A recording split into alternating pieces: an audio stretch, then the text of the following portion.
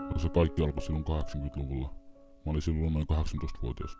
Se oli uusi ja jännittävä juttu. Kaveritkin kannusti. En tiennyt vielä silloin mikä mua odotti. Nousin ekaan bussiin ja lähdin matkaan. Ensimmäisen yön jälkeen tiesin, että paluuta entiseen ei ollut. Se oli helvettiä.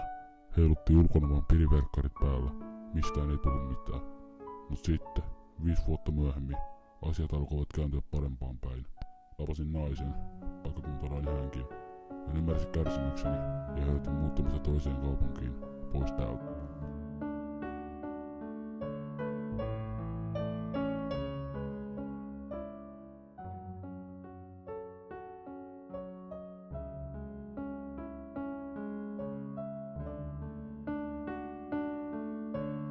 Muistakaa olla tekemättä samaa virheitä kuin me. Älkää ikinä muuttako Turenkiin.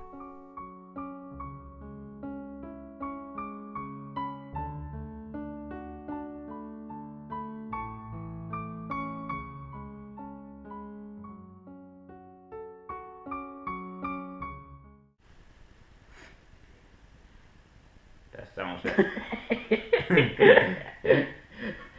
Okei, mä pistän tuota nyt täältä.